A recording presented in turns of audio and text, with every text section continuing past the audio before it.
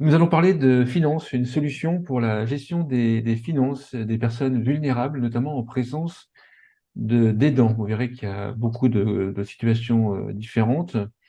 Avec le cofondateur ou fondateur de Finance, Bernard Chaigboutou. Bonjour Bernard. Bonjour Frédéric. Peut-être te présenter si tu souhaites ton parcours, si tu trouves qu'il est intéressant pour nous amener, à mon avis, vers la solution, et Oui, après expliquer absolument. de quoi on parle. Absolument. Donc moi je suis Bernard, donc le fondateur de Finance. Donc j'ai un parcours bancaire de plus de 20 ans. J'ai toujours travaillé effectivement au croisement de tout ce qui est technologie, innovation et services bancaires. Pas que dans la banque aussi, hein. J'ai pu aussi travailler chez Orange, notamment j'ai participé à la création des activités d'Orange en Afrique, donc Orange Monnaie. Et depuis pas mal d'années maintenant, je m'intéresse au sujet notamment du financier et du bancaire, quoi, et notamment lié aux innovations donc digitales, tout ce qui a pu en fait en découler. Donc voilà. Donc depuis 20 ans, j'ai travaillé autant dans les télécoms que dans les banques, que dans des sociétés aussi e-commerce, des sujets effectivement très innovants liés au paiement et à l'innovation financière. Et puis ce parcours m'a amené aussi en 2007 à travailler sur des sujets, notamment de protection juridique des majeurs, donc majeurs protégés, protection juridique, curatelle, tutelle, où j'ai construit pour l'une des grandes banques françaises toutes les solutions aussi d'accompagnement de protection de la clientèle vulnérable. D'accord, qui en a d'ailleurs fait un leader, c'était en 2007. Donc à l'époque, je n'étais pas très concerné, donc j'avais vu ça comme on va dire, une espèce de bug du système bancaire où il n'y avait pas vraiment de solution efficace pour accompagner des personnes qui se retrouvaient à devoir être encadrées par une tutelle, une curatelle, que ce soit d'ailleurs familiale ou professionnelle. Et donc, ça m'avait un peu interpellé, donc je m'étais lancé là-dessus en créant toute l'offre bancaire. Et puis, il y a de cela quelques années, bientôt 10 ans, ben, j'ai découvert un petit peu le monde de l'aidance, comme beaucoup de personnes, sans y être préparé pour un proche. Donc voilà, donc on a eu à faire face à ça, à tous ces problèmes que tout le monde connaît en fait, hein. Enfin, difficulté à trouver une aide à domicile, administratif, l'accompagnement, le logement, enfin bref, et aussi à se mettre un peu, dans un premier temps, copilote de la vie de la personne et à un moment donné, pilote de la vie de la personne. Donc c'est là que je me suis vraiment rendu compte de ce que j'avais eu à toucher, on va dire, en 2007, qui était un vrai problème. Et donc, nous, on a coché toutes les cases, on va dire, malheureuses de l'histoire, puisqu'en fait, c'était un sujet qui avait commencé par un Alzheimer, on va dire, précoce, qui a duré, évidemment, avec tout ce qui va avec ça, et avec des sujets aussi, ben, forcément liés au financier, à la capacité de la personne à gérer aussi son argent. Donc moi, en fait, une fois qu'on a vécu ça, ça m'a beaucoup marqué. Ben, j'ai décidé effectivement de sauter le pas et de me lancer dans l'aventure finance. Donc, nourri à la fois de cette expérience de nombreuses années dans la partie innovation financière et technologique, et aussi dans ce cas d'usage personnel, qui m'a vraiment fait prendre conscience que ce bug, en gros, si on l'appelle comme ça, devait être résolu. Donc voilà, donc c'est comme ça que ça a commencé cette histoire de se lancer dans cette aventure, finance en l'occurrence. Et avant de faire ça, en fait, j'ai interrogé près de 1000 personnes, en fait, hein, autant des aidants, beaucoup de gens âgés aussi. Je tiens à le dire aussi, pas forcément d'ailleurs autonomes, hein, des gens qui avaient 65 ans, le plus vieux avait 90 ans, sur eux aussi, comment ils voyaient un peu les choses, des associations, des services d'aide à domicile, des banquiers, des assureurs, des investisseurs aussi, voilà, qui nous ont vraiment expliqué un petit peu leur point de vue et qui nous a fait vraiment prendre conscience qu'il fallait y aller, quoi, et se lancer dans la constitution d'une solution tout en un, simple, qui permette justement aux gens de pouvoir vivre leur vie tout en ayant l'assurance d'être accompagnés, supervisés avec bienveillance par ceux qui font attention à eux, en l'occurrence souvent leurs aidants, donc leurs enfants. Voilà. Donc l'idée, en fait, c'est de développer une solution. Facilement, c'est une solution entre les personnes qui sont autonomes, bah, qui se prennent en charge eux-mêmes, et la personne qui, elle, est très dépendante. Donc, toi, tu vas cibler les personnes fragilisées avec finance. Est-ce que tu peux expliquer la solution, en fait, comment elle se Ouais. matérialise? Absolument. Donc, dans ce sondage qu'on a fait sur ces 1000 personnes qui nous continuent encore de nous inspirer, en fait, hein, on a vraiment eu des mots qui tournaient autour de la confiance, de la bienveillance, de la transparence, le faire ensemble de la part des aidants, et qui remontaient des choses comme quoi, ben voilà, ils étaient, entre guillemets, aux commandes des comptes bancaires, de l'administratif et tout ce qui va avec ça, mais que c'était une vraie charge, qu'ils n'avaient pas forcément choisi, et qu'ils cherchaient vraiment une réponse à la transparence, déjà intrafamiliale, avec le reste de la fratrie. Donc ça, effectivement, ça nous a beaucoup inspiré. Donc aujourd'hui, Finance est une plateforme qui repose sur trois piliers. Donc le premier, c'est ce qu'on appelle nous le cercle de confiance. L'idée, c'est de mettre autour de la personne en fait accompagnée, aidée, qui disparaît jamais. Chez Finance, la personne accompagnée, quel que soit son statut, reste titulaire des services finance. Les services sont en son nom, d'accord? C'est hyper important. Et cette personne peut, elle, avoir à côté d'elle, effectivement, son aidant, référent. Mais justement, pour répondre aussi à l'anxiété de l'aidant, on vient aussi accueillir des aidants, on va dire, secondaires, qui sont le frère et la sœur. Donc, je prends souvent l'exemple de l'auto-école. Donc, aujourd'hui, tout va bien, Frédéric, vous êtes au volant, ça va. Vous décidez à un moment donné d'accueillir sur le siège à côté euh, quelqu'un à qui vous pensez pour être demain peut-être votre aidant, quoi. Et à l'arrière, vous pouvez aussi accueillir vos enfants, votre frère, votre soeur, quoi. D'accord? C'est ça, en fait, que nous, on a essayé de matérialiser dans ce cercle de confiance, l'idée de mettre déjà au même endroit l'environnement proche de la personne concernée. D'accord? Donc, effectivement, ça peut être un sujet d'anticipation, donc c'est quand même quelque chose aussi sur lequel on travaille beaucoup. Donc, je suis suffisamment alerte ou prise de conscience, voilà, pour pouvoir anticiper un petit peu. 70 ans, 65 ans, donc on voit que c'est une cohorte qui est intéressante, hein, la cohorte 65-75, des gens qui sont encore aptes, qui veulent rester encore aux commandes dans leur vie, donc on leur donne effectivement les moyens déjà de pouvoir constituer leur cercle de confiance avec les gens qui demain seront peut-être leurs futurs aidants. D'accord? C'est le premier niveau de, on va dire, d'anticipation. Et puis, par extension, ce cercle de confiance, à la demande du terrain, c'est beaucoup élargi. On n'arrête pas de l'enrichir. On l'a encore enrichi encore récemment. Donc, pour accueillir justement ce qu'on appelle nous les aidants satellites. Donc, effectivement, des personnes dire du sanitaire et social, donc auxiliaires de vie, aides-soignants, donc des gens qui viennent déjà au domicile pour pouvoir suppléer les dents dans des tâches quotidiennes que tout le monde connaît en fait, hein, les courses, l'achat de médicaments, les sorties, la visite chez le médecin et tout ça. D'accord? Ça, ces gens aussi sont également accueillis. Et par extension aussi, donc on peut aussi accueillir des gens comme des voisins, les cohabitants pour tout ce qui est habitat, enfin, habitation intergénérationnelle, donc je ne suis pas un spécialiste dans les termes diffèrent, ou encore des personnes qui peuvent être aussi je disais tout à l'heure, en fait, même pourquoi pas, en fait, des concierges aussi, hein, enfin, qui sont là plus souvent que la personne accompagnée. Bref, tous ces gens qui sont, à un moment donné, amenés à jeter un œil, enfin, accompagnés à faire des choses pour cet aidé qui se trouve généralement assez loin de sa famille. D'accord? C'est vraiment le premier pilier de finance, cercle de confiance.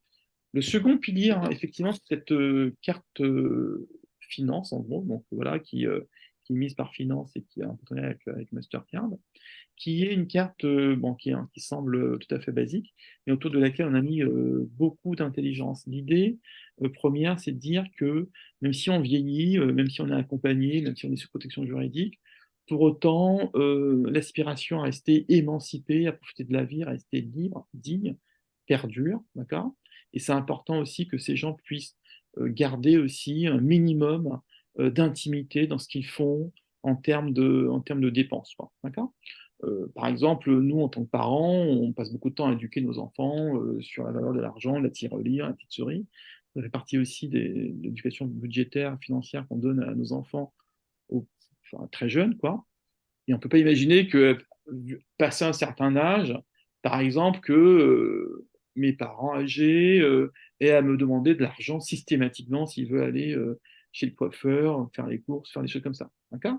Donc ça, cette carte-là est vraiment faite pour ça, pour pouvoir permettre à ces personnes de pouvoir continuer à vivre la vie qu'ils aiment en ayant l'assurance d'être supervisés à distance, avec bienveillance, par le cercle de confiance. D'accord? Moi qui suis aidant, qui suis aidant de ma mère, si je le fais, mais que je commence à orchestrer des paiements, des virements, des budgets, même si je le fais avec bon cœur et je suis sûr de mon droit de le faire pour le bien de ma mère, pour autant, je m'expose quand même à des risques aussi de non-transparence au niveau de la famille. Et tout ce sujet avec finance, c'est de permettre justement à un aidant qui fait aujourd'hui un acte très solitaire de gestion, d'autogestion, de passer du côté solitaire à un côté plus solidaire, en associant également aussi le reste de la fratrie à tout ça. D'accord? Et donc, par extension aussi à ce que je disais, si demain, je prends l'exemple de Mme Durand, qui est accompagnée par Chantal, auxiliaire de vie, Chantal vient le mardi de 10h à 11h chez Mme Durand, ben moi, en tant qu'aidant, je suis à 200 km, je suis sécure de savoir que j'ai pu effectivement avoir une carte, un budget, habiliter Chantal à pouvoir l'utiliser et ensuite être tranquillement sécurisé, de savoir que ça ne va pas se faire hors du cadre que moi j'ai fixé, quoi. D'accord? Donc des dépenses contrôlées en jour et en heure, à l'euro près, avec des autorisations on va dire, qui sont complètement pensées pour coller vraiment au cas par cas, en fait, hein, de l'aidant. D'accord? Donc, par exemple, si tu peux autoriser le tiers de vie à faire certaines dépenses, et si par Oui, exemple, je suis le concierge de la personne âgée et que la personne âgée veut simplement acheter une baguette de pain, tu peux autoriser le concierge pour l'aspect achat du baguette de pain. Tu vas dans ce... alors, on peut aller jusqu'à cibler c'est une question intéressante. Au début, on voulait cibler jusqu'au niveau même de commerce effectivement utilisable. Donc, techniquement, Ah on oui, pourrait le donc faire. qu'est-ce que j'achète Voilà. et où est-ce que je l'achète? C'est ça. Voilà. Ça, on le fait pas parce on a eu un comité d'éthique, on a eu beaucoup de sujets là-dessus, de discussions avec le comité d'éthique là-dessus, en se disant que finalement, on n'est pas là pour se substituer à devoir de vigilance ou de supervision de l'aider, d'accord, de l'aidant aussi, Mhm. mais de donner un minimum de liberté d'un cadre déjà assez sécurisé pour qu'il puisse vivre sa vie, quoi, d'accord? Donc, en gros, par rapport à ça, on raisonne plutôt par budget, en se disant, voilà, moi, en tant qu'aidant, je sais que j'ai donné, je peux, on va dire, réserver 50 euros consommables à l'euro près à la semaine ou au jour par l'auxiliaire de vie, d'accord? Tout ça, c'est visible et fait en temps réel, donc tout ce qui est fait, je le vois à l'euro près, même si un retrait a été tenté alors que le retrait a été bloqué, même s'il y a une tentative de retrait qui n'était pas autorisée a été faite, les dents peuvent le savoir chez Finance, quoi, d'accord? C'est aussi des choses qui sont assez intéressantes. Et donc, et ce budget ensuite est reporté en temps réel à l'ensemble de la fratrie, quoi. D'accord. Est-ce que tu peux également, par exemple, protéger la personne âgée dans le sens que si elle devient un peu trop âgée, un peu trop fragilisée au niveau cognitif, tu peux détecter des dépenses qu'elle ferait, elle, de son propre chef, mais qui seraient un petit peu, enfin, qui seraient hors Ouais, normes. ouais, c'est ça, absolument. C'est aussi Donc, dans ce intéressant. Donc, cas-là, tu protèges la personne âgée contre elle-même, en fait, qu'il fallait dire. ouais, voilà. Donc, l'idée, c'est ça, c'est de donner en fait des signaux faibles, Ah oui, pas mal.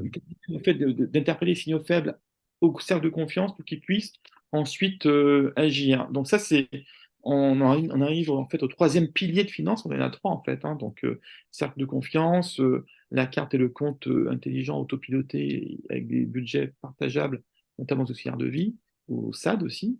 Et le troisième pilier qui est en fait ce que nous appelle un financial care manager. Alors, c'est pas pour faire anglais, hein, mais bon, je n'ai pas trouvé de terme, on va dire, approprié en français. Donc, assistant personnel pour les danses, quoi. On peut appeler ça comme ça aussi.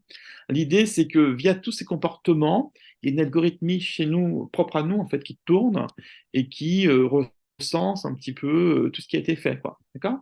Donc, déjà, il classifie par des budgets. Donc, auxiliaire de vie, c'est domicile, alimentation, santé, pour revenir un peu à ce que tu disais, d'accord?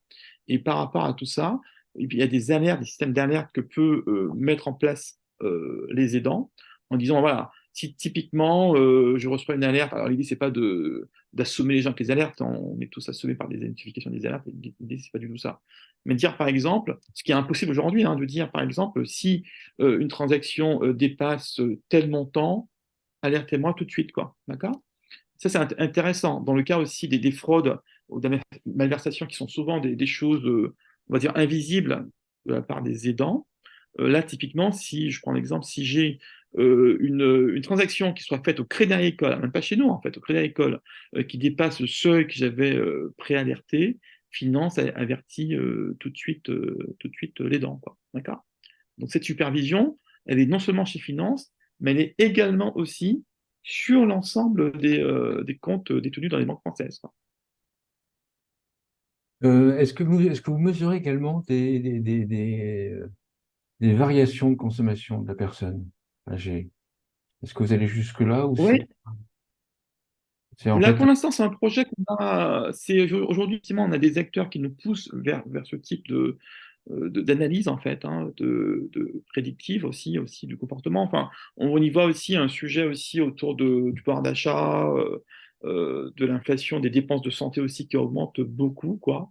Donc, aujourd'hui, on a effectivement des réflexions déjà pour bien isoler les dépenses contraintes. En gros, ben, loyer, mutuelle, santé, électricité, d'accord? Bien les isoler, et ensuite permettre aussi aux aidants d'identifier effectivement bah, des choses qui pourraient être optimisées, quoi. Notamment comme les abonnements ou des choses un peu superflues, quoi. Tu vois.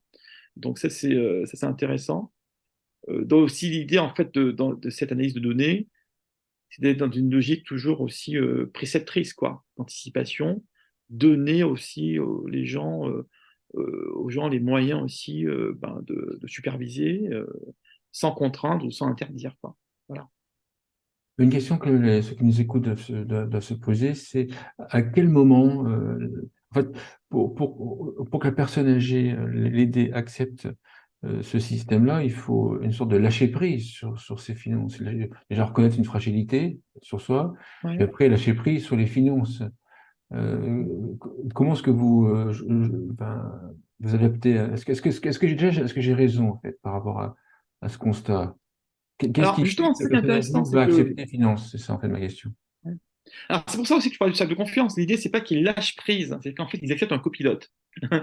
Voilà. Donc c'est parce que je prenais l'exemple Ah oui, d'accord. je peux Ah oui, rester. oui, t'amènes la situation en passant par le copilote. D'accord.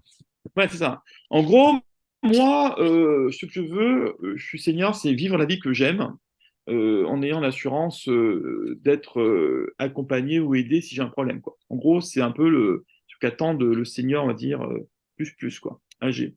Donc c'est pour ça que lui, il peut très bien avoir ça entre les mains, donc c'est pas intrusif dans sa vie, d'accord? Et c'est pour ça que le fait qu'il ait ça entre les mains, il vit sa vie, il n'a pas à rendre compte systématiquement.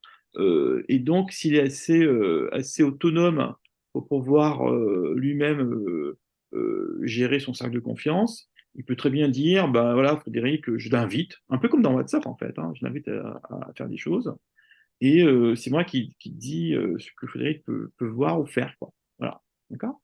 Donc, à un moment donné, cette personne, bah, elle vieillit. Donc, ce qui est intéressant, c'est ça. C'est travailler avec elle dans ce processus-là. C'est pour ça que nous, de plus en plus, on se dit que la cohorte vraiment intéressante, qui est une cohorte un peu pivot, c'est celle qui est entre 65 et 75, d'accord? Qui peut, elle-même, être aidant de leurs propres parents, quoi, en fait, hein, un peu plus âgés, quoi, et qui, dans cette situation d'aidant, a suffisamment de recul, eux aussi vieillissants, pour se dire, ben tiens, quand ce sera mon tour, j'ai pas forcément envie de vivre ça comme ça, quoi. D'accord?